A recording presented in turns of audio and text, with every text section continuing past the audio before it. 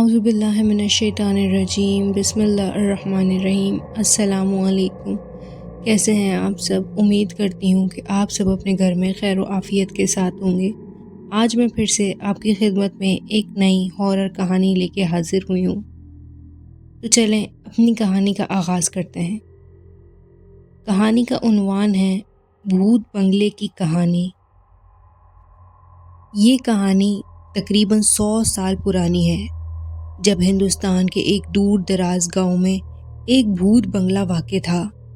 گاؤں کے لوگ کہتے تھے کہ یہ بنگلہ منحوس ہے اور وہاں جانے والا کبھی واپس نہیں آتا۔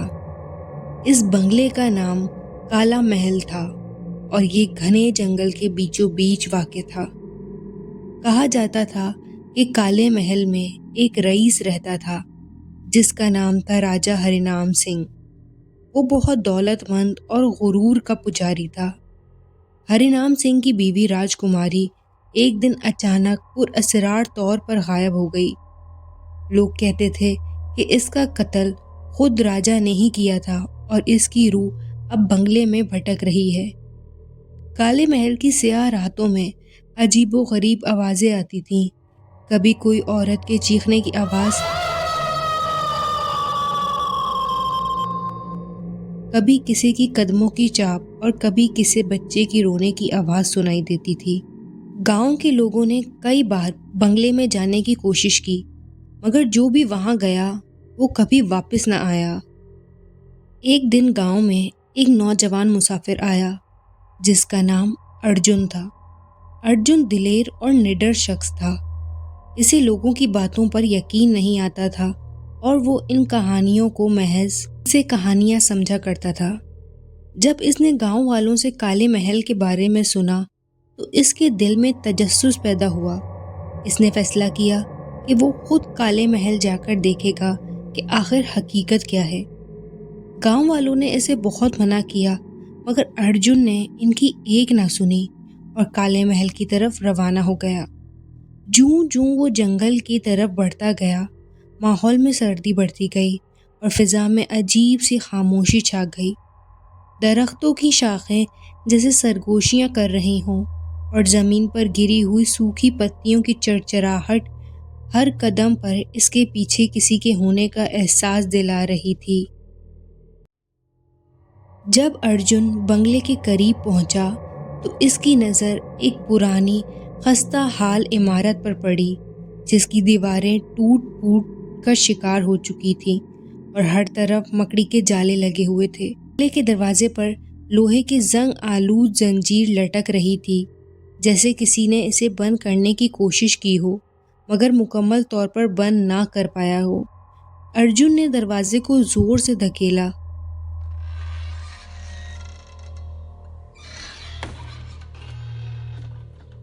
اور وہ ایک کریا آواز کے ساتھ کھل گیا۔ بنگلے کے اندر داخل ہوتے ہی ایک ٹھنڈی ہوا کا جھونکا ارجن کے چہرے سے ٹکرایا۔ اندر کا ماحول تاریک اور خوفناک تھا۔ دیواروں پر قدیم نقش و نگار بنے ہوئے تھے اور جگہ جگہ سے پلستر اکھڑا ہوا تھا۔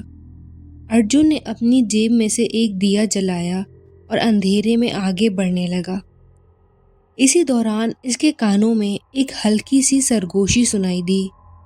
وہ رکا اور ارد گرد نظر دوڑائی، مگر کچھ دکھائی نہ دیا۔ اس نے سوچا شاید ہی اس کا وہم ہے۔ جیسے ہی وہ آگے بڑھا، اس نے دیکھا کہ ایک دروازہ خود بخود کھل رہا ہے۔ اس کے دل کی دھڑکن تیز ہو گئی، مگر اس کے قدم رکے نہیں۔ وہ دروازے کے قریب آیا اور اندر جھانکا تو ایک بڑا کمرہ تھا جس میں پرانی کتابیں اور راجہ ہری نام سنگھ کی تصویر لگی ہوئی تھی۔ اچانک ارجن نے ایک سایہ دیکھا جو کمرے کے ایک کونے میں کچھ حرکت کر رہا تھا۔ اس نے دیے کی روشنی میں دیکھا تو وہ ایک عورت سفید ساڑی پہنی کھڑی تھی۔ اس کا چہرہ جھکا ہوا تھا اور بال بکھرے ہوئے تھے۔ ارجن نے پوچھا، تم کون ہو؟ مگر عورت نے کوئی جواب نہیں دیا۔ جیسے ہی وہ قریب جانے کی کوشش کرنے لگا، عورت نے اچانک اپنا چہرہ اوپر اٹھایا اور اس کے چہرے پر بھیانک زخم اور خون تھا۔ ارجن کے پیروں تلے زمین نکل گئی، مگر اس نے اپنے حواس بحال رکھتے ہوئے کہا، کیا تم راجکماری ہو؟ عورت نے ایک چیخ ماری اور غائب ہو گئی۔ اسی لمحے کمرے کے دروازے زوردار آواز کے ساتھ بند ہو گئے اور ارجن خود کو وہاں قید محسوس کرنے لگا۔ اس کے ارد گرد عجیب و غریب آوازیں گونجنے لگیں، جیسے کوئی اسے پکار رہا ہو۔ ارجن نے دیوار کے ایک پرانے تاکچے پر ایک پرانی کتاب دیکھی جس پر خون کے دھبے لگے ہوئے تھے۔ اس نے کتاب کھول کر پڑھنا شروع کیا تو پتہ چلا کہ یہ راجہ ہری نام سنگھ کی ڈائری تھی۔ ڈائری میں لکھا تھا کہ راجہ نے اپنی بیوی راجکماری کو شک کی بنا پر قتل کر دیا تھا اور اس کی لاش بنگلے کے تہہ خانے میں دفنائی تھی۔ راجکماری کی روح بدلے کی آگ میں جل رہی تھی اور اسی لیے اس بنگلے میں بھٹکتی رہتی تھی۔ ارجن نے تہہ خانے کی تلاش شروع کی اور ایک چھپا ہوا دروازہ پایا۔ جیسے ہی وہ تہہ خانے میں اترا، اسے ایک پرانی سڑی ہوئی لاش دکھائی دی۔ اس کے ساتھ ہی اس نے پیچھے کسی کے قدموں کی چاپ سنی۔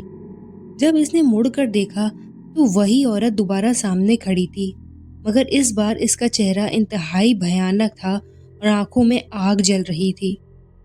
ارجن نے ہمت جمع کی اور چیخ کر کہا، راجکماری، میں تمہاری مدد کرنے آیا ہوں۔ بھیانک عورت نے ایک لمحے کے لیے خاموش ہو کر ارجن کی طرف دیکھا، پھر آہستہ آہستہ اس کا چہرہ پرسکون ہو گیا اور وہ کہنے لگی، میرے انتقام کی آگ بجھانے کے لیے میری ہڈیوں کو عزت کے ساتھ دفن کرو تاکہ میری روح کو سکون مل سکے۔ ارجن نے راجکماری کی ہڈیوں کو جمع کیا اور باہر لے جا کر ایک مقدس مقام پر دفنا دیا۔ جیسے ہی اس نے یہ کام مکمل کیا، کالے محل کی دیواریں گرجنے لگیں اور عمارت زمیں بوس ہو گئی۔ ارجن بمشکل جان بچا کر وہاں سے نکلا۔ کہتے ہیں کہ اس کے بعد سے کالے محل کی بدروحیں ہمیشہ کے لیے ختم ہو گئیں اور وہ بنگلہ دوبارہ کبھی کسی کو نظر نہیں آیا۔ لیکن ارجن کے دل پر وہ رات ہمیشہ کے لیے نقش ہو گئی اور اس نے کبھی کسی کو کالے محل کی کہانی بتانے کی ہمت نہ کی۔